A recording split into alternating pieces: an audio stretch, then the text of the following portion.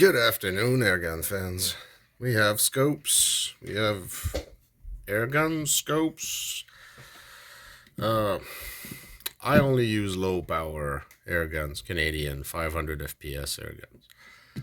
And I don't really bother for specifically airgun scopes. Supposedly airguns beat scopes more than regular like firearm scopes. Like I say, a 22 LR is really smooth compared to a full power air gun. So if they say 22 LR for a scope, it might mean that it's not really rated to be shook up like on a full power breaker. But I don't get tangled in any of that.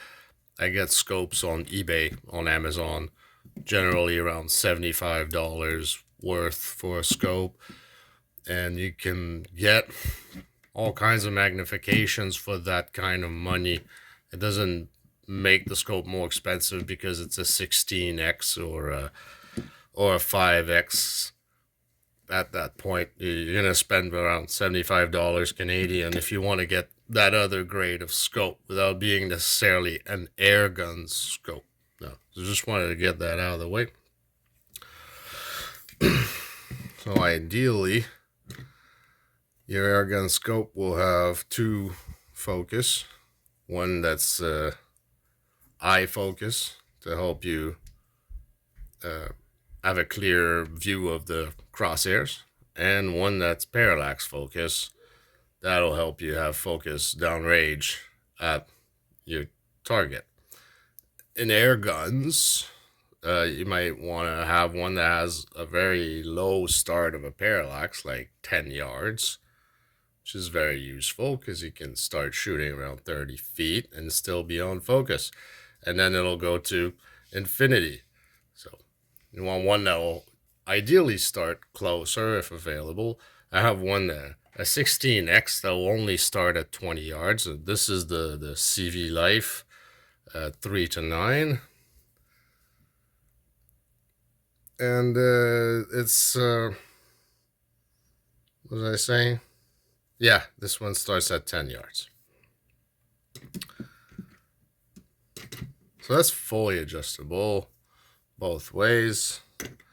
If you don't need so much magnification, you're gonna maybe want to go smaller with the LPVO, and there you don't have any parallax downrange, not for this kind of budget price, but you still have eye focus for the crosshairs. But 1x to 5x, scope is made to shoot close range. So the set parallax, I don't know what the set parallax is on this guy, but it doesn't have nearly as much of a problem as it does with the plastic scopes that we get on bundle rifles. This is a Beeman, but it could be a center point, or it could be the scope that Gammo puts on. It could be a number of things. But they're all the same sort of plastic, 4x by 32, 4x for magnification, and 32 is a 32 millimeter of the end opening. Is it the aperture, we should say? Anyway, the size of this is a 40, this is a 32, and this is a 20. 1 to 5 by 20, because it's only 20 millimeter of opening at the end. Less opening, less light, so less quality of a picture. Right, so a couple of, it has two rings in the front because I was using it on a pistol. But a couple of things people will say, mainly people don't like these. They end up blaming the scope when the rifle doesn't shoot straight, or when the zero doesn't seem to keep. It's because of its bad scope. It gets a lot of airgun poor performance thrown its way, but it's not necessarily the case. There's scopes just as much as any other scope. I shoot the same 25 yards. I have 3 of these plastic scopes, and I use all of them. They're all in use somewhere on an airgun. I mostly shoot 25 yards. It's just that I'm limited to 4x when I do it with these. Yeah. But otherwise, what is true about it is the picture quality. It's a little milky, you could say, or maybe a little bit fuzzy compared to $75 worth of glass. And that's a fact, but it's not so fuzzy that you can't see the target, or that you can't shoot a bullseye, or that it won't be able to shoot that bullseye. If your air gun has accuracy issues, you should definitely not blame the scope first, because there's generally more issues that can be attributed to the air gun that will make it go wrong. This could actually like go through a fair bit of abuse and not necessarily just become crooked out of nowhere. So that's one thing, that the picture quality isn't as good as the other ones. Now, the other thing that people say, see, here I can start at 10 yards parallax. Here I have a low power scope that's made to close range. And these are set at 100 yards. So you're going to have an issue at 10 yards. You're going to have a clear picture, but not because of the glass. It's because the focus isn't made for that. They're plastic scope made to go in airgun bundles, but they're not thought up as airgun scopes, in the sense that 100 yards is pretty far downrange. You're going to need to use your airgun a lot closer than that. So same thing as the milky picture quality that you can deal with. Well, you can also deal with this lack of focus and still be able to shoot straight. Of course, it's less enjoyable than this, but it's still just as much as an aiming apparatus, and it'll deliver the aim just as well. Well, I see people say that it has no eye focus, and that's why I came in to make this particular video. So you'll notice at the back of these, either center point from Crossman or the other ones, that this is 2 parts. Now there's no focus here, like obviously on other scopes, but all that focus is really is distance between 2 lenses. That's all that focus is. Adjusting the distance between 2 lenses give you some focus. So this, to adjust focus on your crosshairs, you turn the entire piece.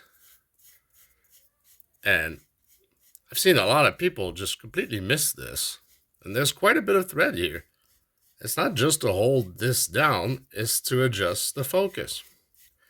It's tedious. Like, you have to put the gun on a sandbag and not have to handle the gun. So you can do this. And there's a little bit of play. So it's wiggly. And it's not ideal. You kind of take a few turns, look, take a few turns, look. When you get to where you want, this other piece also turns. And that's just to set that there. Again, you kind of want to tighten both at the same time. But here, I just went back, probably about a 1/4 inch, and that changed my focus.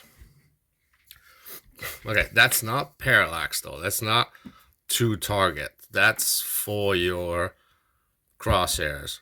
But it will help focus your picture, because if this isn't in focus, it's looking at another picture that has other that focus issues or clarity issues, so you're doubling problems. So at least you can focus this to your eye by finding really, really sharp crosshairs. When you have like hair thin crosshairs, you're on this part of the focus, and that works.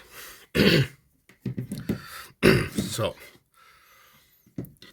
this isn't like completely free of focus issues.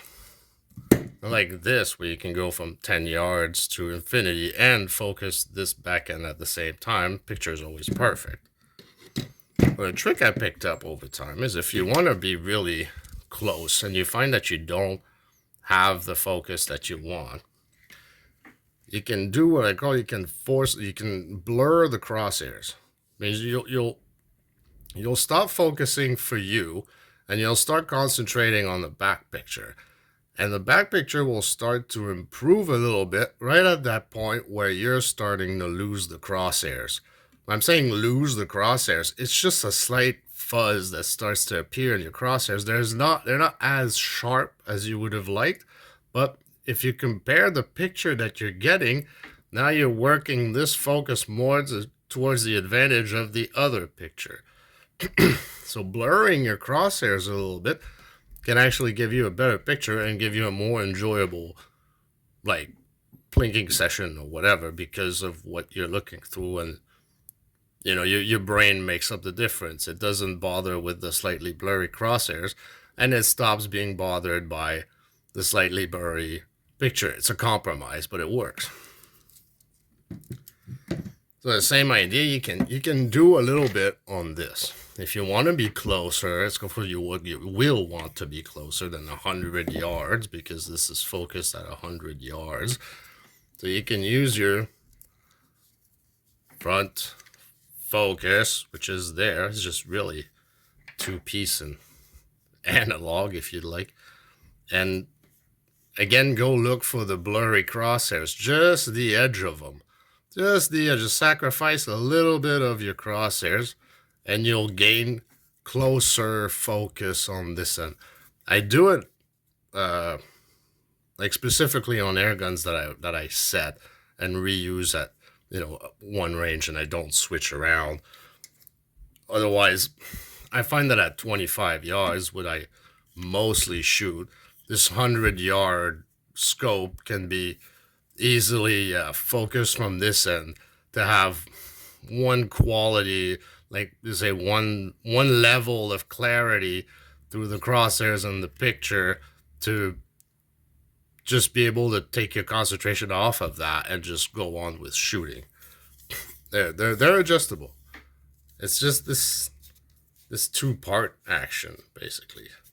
That was a long video to say all that. To say only that, I guess. All right. See you next time.